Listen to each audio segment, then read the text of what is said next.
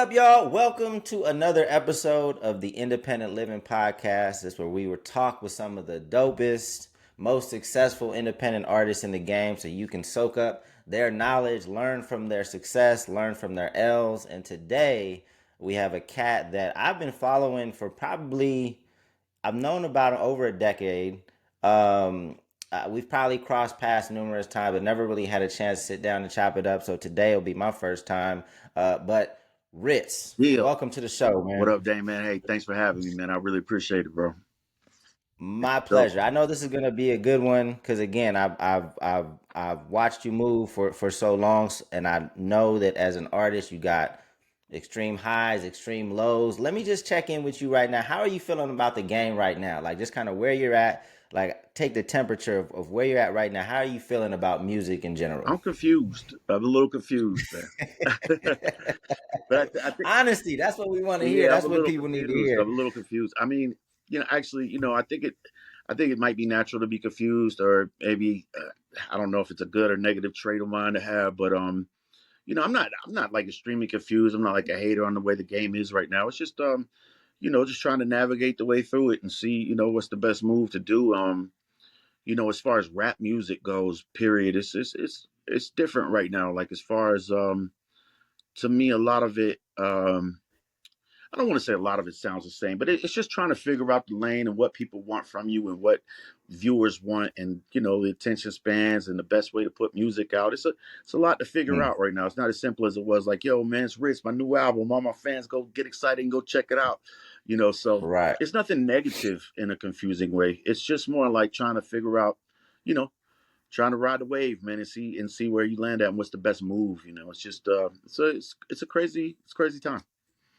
Right. Cause you've been around for a minute, bro. Like I know that you probably started in the CD Definitely, era, if definitely. I'm CD era. So you've seen CDs, iTunes, downloads, now streaming and just kind of, the rise of social media and now the importance of TikTok. Like, how have Yeah, you been able to, even just be here as successful as you are now? Like what do you attribute that to? Just being able to, continue to be relevant. fans. The Mm, fans, and that's not like a generic answer. Like, man, I got to thank the fans. Like, I mean, if I didn't have any fans, no one would care. It's the fact that then I'd really be having to start from scratch, and then I'd really be confused, like what to do right now. mm-hmm. Um, I just got lucky enough to when I did have that, though, when I first came out, and when I first came out, like professionally, I guess, because I would come from the cassette tape era, like putting a little 4 track, Oh, putting the even paper in the even side. further back than CDs then. Okay. Yeah, before, I Cassette. mean, but Okay. I was a kid then. I was, in my teens. But Mm, I was lucky enough to get a fan base that gives a damn to still listen to my music, and it's still growing every day. I'll get new people that just hear my old stuff, and it's like, man, it's new to them, and that's one thing that's yeah. cool. And another thing that's cool about this time, some of the music doesn't get as dated as much because people are just finding it out as they go along. They don't know what year you put it out. They just heard about you. So Right. it's kind of, I mean, unless it sounds dated, but if not, if they don't know the difference, it's kind of cool. So I think that's the reason why I'm able to do stuff right now. Just, I mean, it's an obvious answer, but if I didn't have that fan base established and locked in that really just wanted to hear from me, it would be really hard trying to just totally rebuild from the jump right now, trying to figure it out. Right.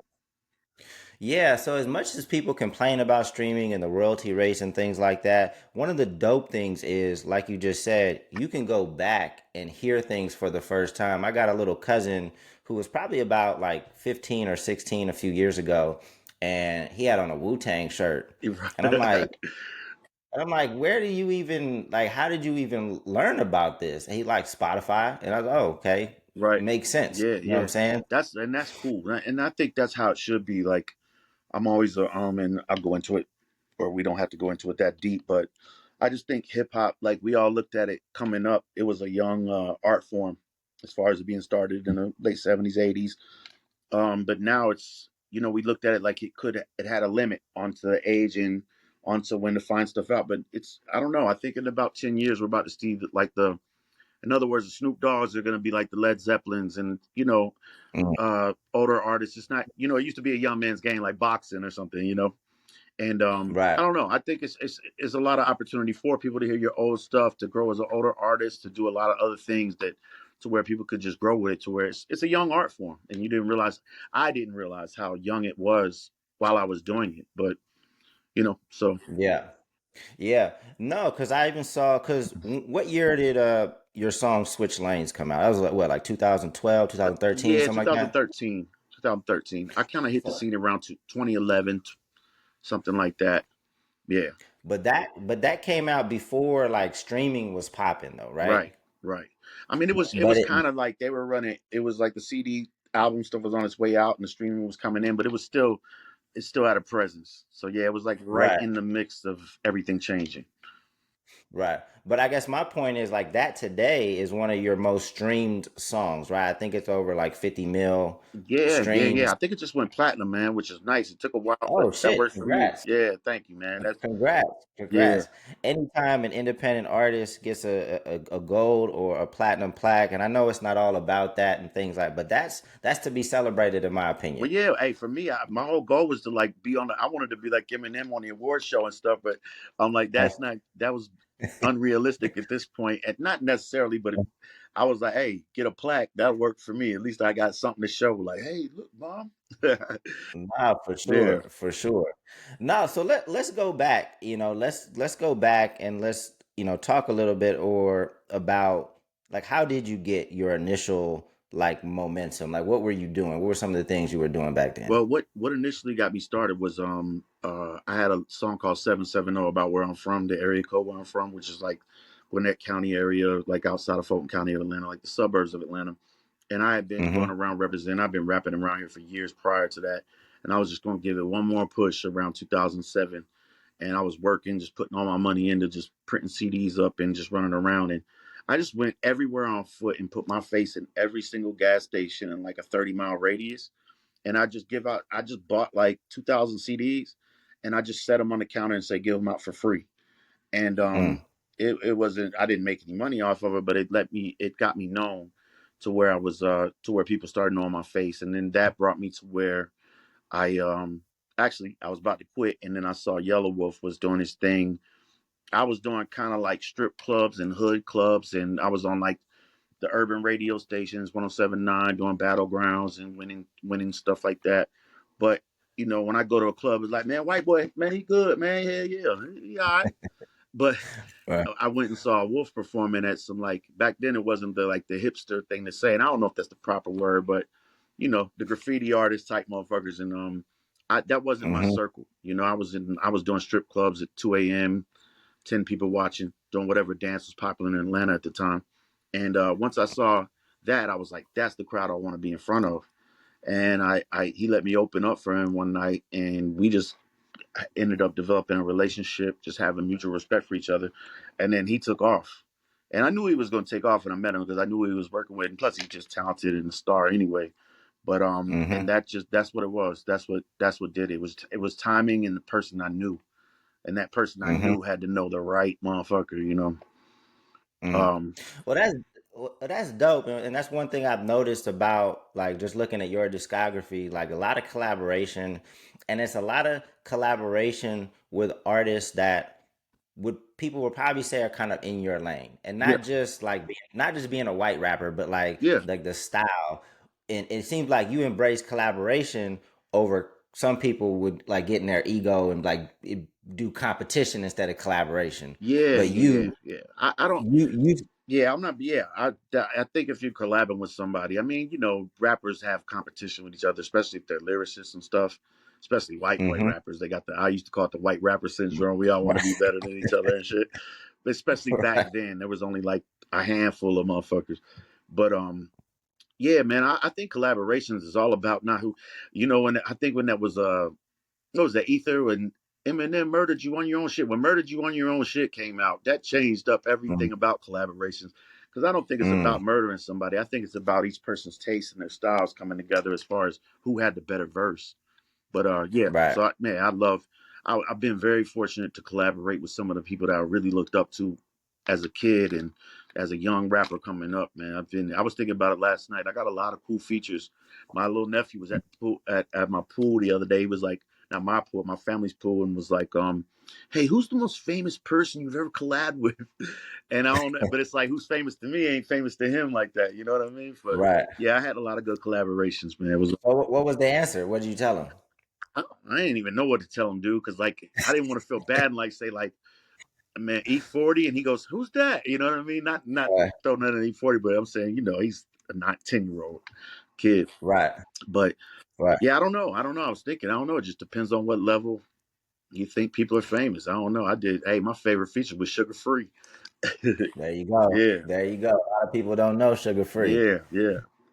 Out here from Pomona. How'd you link up with Sugar Free? Dude, I just was always a Sugar Free fan, man. Like as far as like when I heard him on a record, and I was like, man, Richie Abbott, who was doing stuff for Strange, working with Strange at the time, had a I connect know with Rick. him. Yeah, so I was Yep. like, you got to connect with Sugar Free. Oh, I Mm. need him. So that's one of my favorite ones. Dope. Yeah, that was cool. Dope. Dope. And you got E4. So you got some love for the West Coast Oh over yeah, here. man. Okay. That's what I came up on. West Coast stuff, down south. I mean, I got a lot of legendary dudes that I consider legends on my records, and I got blessed by them too. Like, so it was really dope.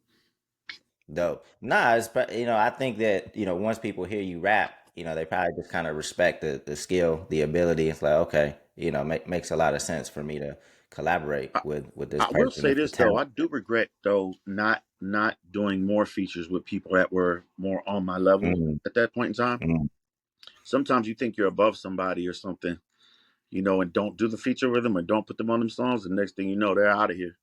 You should have did some mm-hmm, songs with them. So I regret that a little bit as well. But at the time I wanted to do shit with legends. mm. So let me ask you about, because I think I'm gonna be skipping around a Yeah, bit, but yeah. because you talk about collaboration, this came to mind. And I don't think anybody on Strange ever knew this, but when I was running Funk Volume, I proposed to Strange to do a Strange Funk Volume album.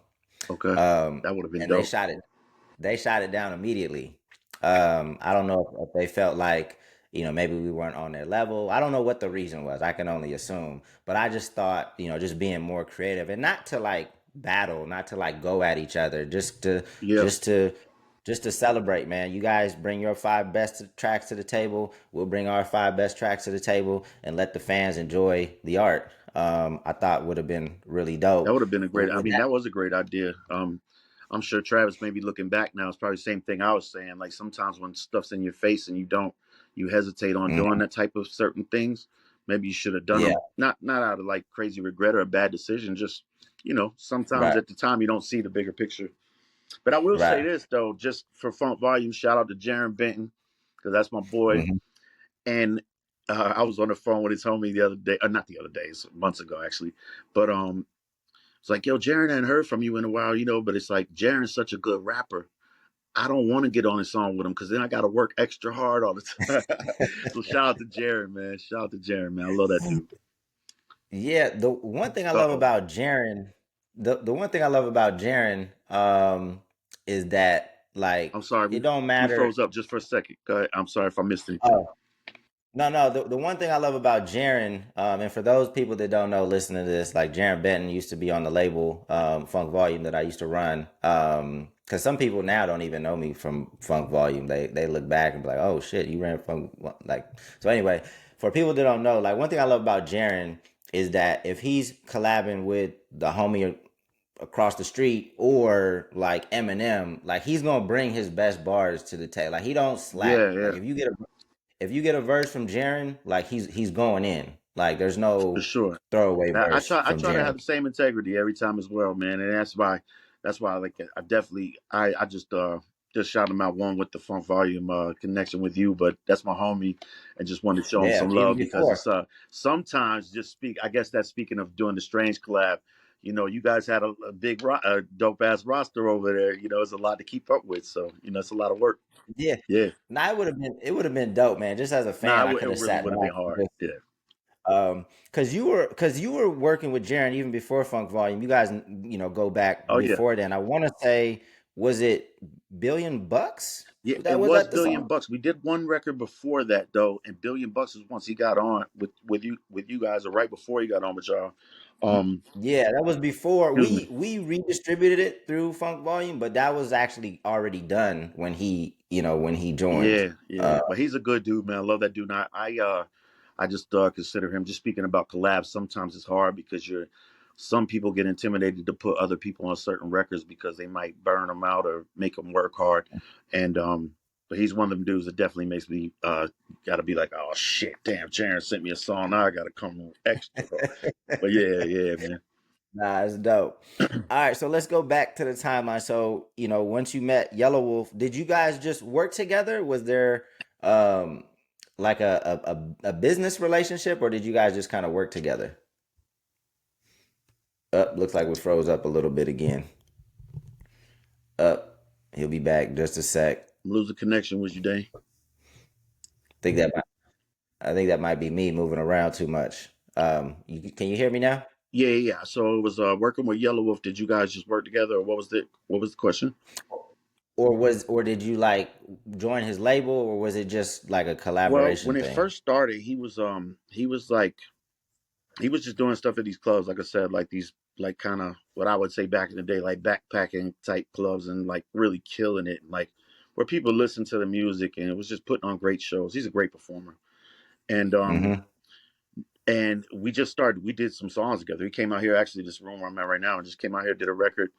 And then he was like, "Yo, come do another song with me," which was this, Box Chevy, which was the first song I did. And then he went off and got signed. And then his plan was to start Slamerican and put me on. But at that time when he first got started, it was so much going on with him. It wasn't feasible for him to start his own label at that time and really put in the effort. I mean, he looked out for me. He had me, I was working off his studio time and stuff at Tree Sound Studios, recording my first mixtape, White Jesus. So he definitely looked out. But by the time that was ready for me to like, okay, Ritz is out, not speaking myself in third person because I hate that shit.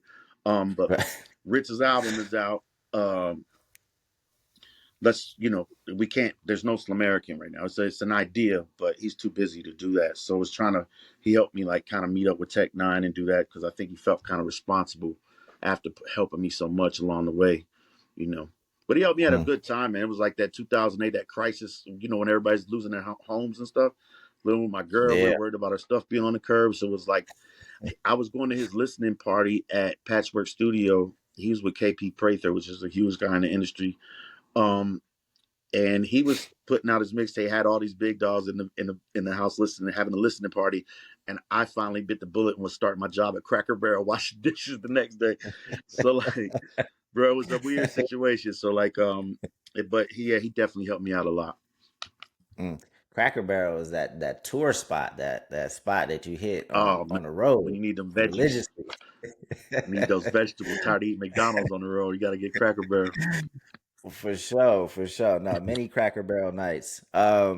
All right, so dope. So, all right, so he kind of introduced you to Strange, and that's how the relationship Yeah, started. he called me With and had Tech and Chris Calico at the studio. They were doing Worldwide Choppers. I think I don't know which one it was. I, I hadn't I hadn't really heard. I'd heard of Tech Nine on the gang related soundtrack on a song called Questions, and I really liked mm-hmm, him. But then like I just kind of fell off from that situation. I'm in Atlanta, man, getting involved with the Atlanta politics, trying to figure it all out, and that shit's a mm-hmm, nightmare. That was especially back then, just trying to figure out what dance is in and what everybody's moving to. But right. so yeah, so I went up there and I met him and I did my research on Strange, and then Willpower producer went out there and was showing us video of their compound and everything they had going on. So we were like, this might be a move. And right then, everybody that was kind of our peers, not everybody, but a good majority, was signing to major labels, and they were getting Mm-hmm, shelved. Like they would, mm, they would get that big man. I just signed to Atlantic or whatever, and they're not putting albums out. So it's like, man, we don't want to do that. Let's maybe Strange is the move for us, you know. right. So that's how that started. And Dope. yeah, he introduced me to them, and that was it. So what year was that you signed to Strange? I think I signed 2012. Yeah, actually, I signed on my birthday, 2012. Yeah. Yep. Okay, dope. So yeah, I mean, in terms of independent, labels, I mean, Strange is independent, but they definitely have a lot of resources they built, quite an amazing infrastructure. Yeah, So you went out and saw that. You saw like the the big warehouse and the merch and studios and things like yeah, I that. saw what it could be as an independent for sure. Mm-hmm. Yeah, Dope. Okay, so dope. So you sign in 2012. What, like, immediately did you start getting on the road? Because they're touring heavy, I obviously. started. Like, We wanted to make, so it was weird with, so the relationship with me and Strange was not. I don't want to say weird like in a bad way. It was just not there. It was not the typical Strange music artist signing. I don't think, most of their stuff was like either, man, they signed Brother Lynch was from Sacramento and stuff, but with me being from Atlanta and I didn't really make. I mean, I double time, but my music was a little different and my image was a little right. different. So the whole approach was a little different. And our approach was at first, we want to tour with them as well, but we want to make sure we keep my own self touring and getting that going. Mm-hmm. So no, I didn't start immediately. Like I signed with Strange. I never recorded an album at their studios. Never did none. Everything was done here. And Mm-hmm. all the features except a couple that was just like off, like I said, with Rittz, with Sugar Free or with E40. A couple of them were them, but most of them were relationships I established myself. Um, Mm-hmm.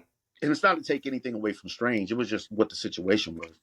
Um, but yeah, so no, it kind of, I went on a tour with them. The first tour I went on was after I signed with them and been on several tours by myself before I went on tour with them. And I've only toured with them, I think, 3 times. Okay, Yeah, dope. yeah, I mean, because from the outside looking in, like bringing you in made a ton of sense. I just knew that their fan base, even if, because I wasn't growing up, I wasn't familiar with Strange. I wasn't familiar with Juggalos. I didn't yeah. Same, know. same. Neither was I. Um, I kind of had to do the same research that you did, because once I saw so many people like gravitating towards Hobson's music, and I started seeing the Strange emblem and the Juggalo crowd, I had to learn what that was, because I just wasn't familiar. Yeah. Uh, And they you know, got it, man. Looking back at some of their history, it wasn't always like that for them too. They put in a lot of work for those fans, and they got some really loyal fans. And that's goes back to the first question you asked me. That's why I'm here. Some of that loyalty is some of those, not some, a majority of those fans that saw me there stuck with me. hmm, Which was a blessing. Which wouldn't have dope. been, Yeah. if it wasn't for that devoted fan base at that moment. Hmm. For sure. So, at what year did did you fulfill your obligations, or did you step away from Well, Strange? that got a little tricky because I had a 4 album deal, and then Hmm. after that, there's a clause to like kind of wait like I think it was 8 or 10 months, and so I mean, to be honest with you, man, by the time my first album was done, I was ready to like make some moves because I Hmm. saw how things were. Signing with any label, whether they're independent or not, if you sign as an artist, it gets a little tricky. You're like, whoa. Um, Right. I don't know if this is what I want. I thought this would be different, but it's not the label's fault. It's a business. Right. But I didn't know at the time. So but either way, there were some rocky moments in between there, but overall it was a great experience. It did take a while. So like I signed in 2012. I wasn't off of there till 2018. And then in Hmm. 2018 I had to wait so many months to even make another move by myself, like almost a year. So Damn. it was a long stint. It was a long stint. Yeah. Because I mean, obviously, there's independent labels now that are doing really well, but I feel like even at that time, like independent labels, that were that big, still took kind of a traditional Yeah, they're approach. like a major independent. Yeah, Yeah. to like deals and just kind of the thought process and things like that, and that's probably why that was worked into the deal, in terms of like you having to wait a bit until you could really, kind of move. But once so during that time period, like what were you thinking? Like, how were you preparing? Because at 2018, now you have Instagram, TikTok, Yeah, yeah, that's what things, happened. I think things. even with Strange, it's not to interrupt you. Even Mhm. with Strange, I think we were all trying to by that time, around that 2000. I put the first 3 albums, cool. 2016, I think was my third album, but around 2017, we're all trying to figure out where this is going. It's like watching a Mhm. train come, and it's like vroom, it goes past you, you're chasing it. Trying to figure Mhm. out. I came up on the blog stuff, and there was constant articles of people writing about you every time you drop something. Every single was on the internet. and it was just like trying to adjust. Like, wait, where did all these rappers come from? Like, what the fuck Right, happened? right, And I think they were right. trying to figure out the same thing. So yeah, sorry to interrupt your question. You were just saying around that time, right? It was a weird time, trying to figure it out. Right? Yeah, so like how are you gearing up Oh, to, preparing. when you were able to release music, like what were you thinking? What was the mindset? Was there a plan? It's probably my biggest mistake. Was not preparing. Um, Mm, a lot of the people that were my peers at the time, where I felt like I might have been a little bit above, weren't signed to a label, so they had a lot of time during those years to build their own YouTube and build their own stuff. So when I left mm, Strange, I didn't have anything prepared because I couldn't put anything out on my own YouTube. I couldn't sell my own hmm. merch. But Damn. there were other things I probably could have done, but I wasn't thinking about. I was just touring and partying and fucking off time and just thinking it Mm, would last forever. And right, thinking it would go, and then that happened, and COVID happened, and bam, it was just crazy. But yeah, I right. should have prepared a little more. I mean, I had an idea. We knew what we wanted to do as far as with CNT with the own label, but it was like, okay, when and how, with what money, and Right. so yeah, it was one of those type of situations. But looking back on a hindsight 2020 or whatever the saying is, um, there was probably more I could have done to prepare and think ahead. But when you're just constantly touring and touring and touring, sometimes it's hard to like focus. Yeah. Especially if you don't have money to pay a team to like think for you. You know. Yeah. Yeah, it's tough to when you're in it, just kind of take a step back and look at the whole picture. Yeah. You just kind of in it and it's moving. Um, so CNT is the label. Now, what does that stand for? CNT stands for clientele. When I started out in my basement back in the '95, I had a crew full of rappers that just my homies that rap. We were the clientele crew, but we had some issues with the name when it came out and got it like a cease and desist. So we had to like put out. We always called it CNT anyway, but it was just CNT stands for clientele. But I planned on it more being about clientele, but it yeah, that's where that came from. But So, that was always the plan from day one. okay. Now, is there a plan to? Do you already have artists signed, or Nah, is man, there? nah, I don't. I don't. Uh, I don't know. I don't know what I think about that. I'm kind of. Mm, I think just CNT's my brand and kind of like a name for like my fans and my movement. And just this is us, man. We clientele crew. We all work together. We're all connected. I don't know. It's something that I might entertain one day. mm-hmm. I just don't. I don't know. I don't like the politics of running a record label that much. For other Yeah. artists. I don't mind myself. Right. I just, Right. I don't want nobody going to sleep cussing me out at night because they're, you know what I mean? Because they're upset because they don't know how the game works. Right. Nah, it's a much heavier lift. It sounds cooler than, it is. I mean, it's cool, but there's a lot of work, right? Like once you start becoming, responsible for other people's careers, I think that artists get excited about just the idea of having a label and not really thinking about what that means day to day. Yeah, for sure. Right. I don't think that I haven't made CNT big enough for my own self yet to start worrying about signing other artists. Because if I did, I'd just be blowing up smoke up an artist's ass. Right now, I just need to focus on making CNT big about the my name and Mm-hmm. as far as an artist goes. And then once I'm able to really work that around and give the artist the right attention, then I'll be able to do that. It was a weird time because I started CNT right when in 2019, and then it was like write an album, and then COVID came, and then everything Mm-hmm. just got kind of slowed up, and any kind of money to put towards the label or any stuff like that to really make it grow was spent on living. You know what I'm Mm-hmm. saying? Just waiting out the pandemic type thing because there was no touring and none of that. And now, I mean, Right. time flew by so fast, but I put out 2 albums and it was just like, okay, now I'm just now rebuilding again. So Mm-hmm. yeah, I don't know. Maybe one day I'd like to do something with it, but I'm not sure. I'm not sure what I'm gonna do. So obviously, one of the things that's really changed is just the amount of music that comes out, Right. right? Like having to constantly release and continue to strike the algorithm in Spotify and stay relevant. How, like, in terms of how much music you plan to release in the next year or two, like what's a good cadence for you and your community? Man, that's the thing I'm adjusting to right now. And I guess that goes back to what we were saying when I was saying weird. That's probably my biggest challenge is because I'm so used to I take my time on writing raps. It takes me a long time to write a rap, just a Mm-hmm. 16. Um, so putting it out at the volume that it should be put out is something I gotta adjust to. Like I just released my last album, Mellow Elevation Music, and looking back at it, I wish I would have just put out songs as opposed to just Mm-hmm. one project. But I've been working on it for so long; it was kind of cohesive with how it was sounding. And Right. but but yeah, I don't know. I think if I would have released them in songs, I'd be like, whoa, he's putting out tons of stuff. You know, it'd be different. I Right. don't write Right. fast enough to put it out, but I got to step it up. You know what I mean? Because you definitely got to put Mm. records out there. Because the attention span and people got this shit on shuffle. Right. Even your main fans. I mean, even myself. I look at it Yeah. and I look at Spotify stuff and numbers and stuff, and I see like sometimes people will listen to the first however many records and kind of move on or skim. I'm like, well, you can't blame them. You do the same shit. Right. You know what I mean? Right. Yeah. No, I mean, so the yeah, I mean, looking back at it, you probably should have released, single at a time.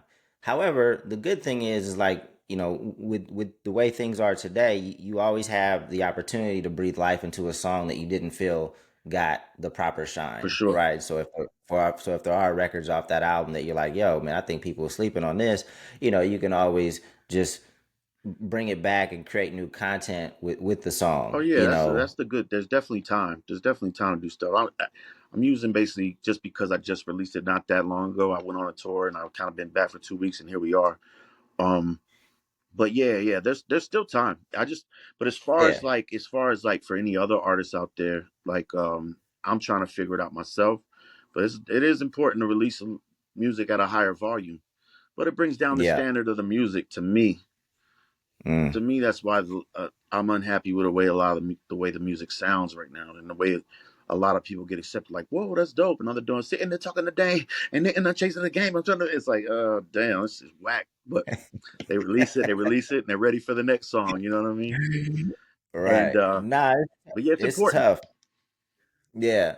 No, it's tough. So what I try to, without like being able to sit down with any one artist and kind of really going through their brand and really understanding their story, just a couple of the cheat codes, and not even really a cheat code, is like, the single releases instead of project, but also like what you've done heavy, and we've talked about it a lot, is just collaborating, Yeah, if it takes you a minute to write a 16, then shit, just write one and put two other artists, dope artists on it, exactly, and start creating content together using all the share features all these different platforms have, the remix features, and things exactly. like that Yeah, on TikTok and Instagram, and just make that stuff live longer and wider, because as much collaboration happens, but I don't feel like it happens enough. yeah. No, I mean uh it's important. It's definitely important. I do a lot of features for people, and unfortunately for me, most of them I do is free because I'm a nice guy. I'll be like, man, I got you, I got you, I got you. And I do a right. lot, but some of them don't get the attention. But it's cool those verses are out there, But I definitely do a lot of that. But it's something, and same thing with the name clientele and CNT. That's something I want to do is do a project, not necessarily a project, but put out songs with just flooded with artists that I fuck with that we're all connected. It's my clientele. This is Mm-hmm. so that's something I'm looking into doing now. That's super dope. And I know that, like, obviously, the talent stands for it speaks for itself, but your image, typically got the beanie with the long hair flowing, like, Yeah. is that, like, how, I mean, I feel like that's pretty important to your brand. Like, how have you thought about, is that just how you like it, or are you thinking like, oh, this is kind of important for my Oh brand? no, And it's a nightmare, man. I had to wake up early this morning and blow dry my shit to get on this interview. hey, just be happy you still got it, man. I know, You, man. I created I a don't have the monster with option. this. When I first came out, it was Bubba Sparks, Paul Wall, and Eminem, man. And I had a fade too, and I just looked like everybody else. So then I grew like a fro, and then I started getting all this attention. And it was like, Mm, really, some fucking hair. yeah. Man, I even braided my hair for one tour just to see how it would go. And I Uh-huh. remember standing in an alleyway and like dudes like, "Yo, Ritz, where's your fucking hair, bro?" Like, oh man, it's right here. It's still here. I'm still me. I don't know what the hell I'm gonna Hilarious. do about this. Summertime's hell, man. It's a hairy life. Yeah, nah, man, that's dope. I mean, I think that's, same with like hopping is wide eye contacts, and Right. people have their signature look. I think it's valuable. I think it's valuable. It's a big part of the story. It's a big part of like how people, remember Yeah, no, it is. an It definitely artist. is. I don't mind it. Like, it's how I look. I mean, I like it. It's not. I did this really to look like Sean Paul and the Youngbloods. Um, can you hear me? Yeah. I can still hear you. Yep. Yo, yo, there you are. Can you hear me? I'm still here. Can you hear Yeah, me? I can hear you now. Yeah, I did this to really look like Sean Paul and the Youngbloods, this group called Young. How we do it, you? And then Big Boy from Outkast used to part his in the middle and have it down. And I always wanted to look like the dude with the fro with the hat on, like Outkast. I was just so Outkast influenced. So it's definitely Mhm. something I wanted, and I don't mind it. It's me. It's just I don't know how it's Right. gonna be when I'm 60 something with these little thin ass hairs just Right. hanging. Hilarious, hilarious. How just a couple more questions. We'll wrap it up. But what does the team look like now? Is it just you? Who do you have It's me. on the Ritz team? Me and my manager, man. When it really boils down Okay. to it, it's me and my manager. I got a couple homies. My DJ Chris Crisis, my boy Chief. I got some. I don't want to start shouting out the whole Right. crew and leave people's names out, but like it's not a lot, man. It's down to a lot of it's gotten weeded out over the years, and hmm it's gotten so weeded out. It's just finally down to the basics, to where we're at, and that's what it is right now. And it's good. It's good. hmm But I do, I was thinking that today when this morning when I was before doing this interview, and I hope you might ask me this. I'm just saying it now, but like it's important for people to who have an independent label who are starting. You get spoiled that the label. You got to stay motivated. In other words, the label sign into a label, you ought to, you want to get content done, you want to get photos done, you want to get this done. There's somebody there. You start taking, you need some money for this, you need some money. When it's yourself, you got to be able to make yourself do it and make your hustle a lot. And I got to work on that as well. And I mean, it'll keep getting stronger. But and you also the money you make when you tour, you got to put that back into the business. You got to stay disciplined. And it's easy to not because times are hard and life is a bitch sometimes, but if you're doing the independent thing, you got to make sure you stay disciplined and put it back into yourself. But I'm in a good space. My manager is my rock man, and my best friend man, and we working this shit. That's dope, man. That's super Yeah. dope. What advice? Because I think I started the interview just talking about kind of like the extreme highs and lows of this game. Like, Mm. what when you were at some of your lowest, outside of time, was there anything that you did to kind of pull yourself? I know that when you saw Yelawolf and that was kind of a connection that maybe pulled you out of a low. But is there any advice that you could give for an artist right now experiencing a low to like help pull them out? Yeah. Hey, to be completely honest, I'm at my lowest point right now. I've been going through like a separation for 2.5 years, and it's just been rough. Time when I came out when I started CNT, I came out of rehab. The money that I Mm, made beforehand was I spent on my friends and myself and going to rehab. So when I came out, I had to rebuild from scratch. And then COVID came. Then there was no money to go in after that. So it was like I feel like I've been at a low for a long time as far as my personal self. And mm, so I don't know. My advice, I need to take my own advice, I guess. But mm, my advice to anybody is to like first of all, music wise, like you said, we got to put out a lot of records, but don't focus on what you think is hot. Be yourself, right from your heart.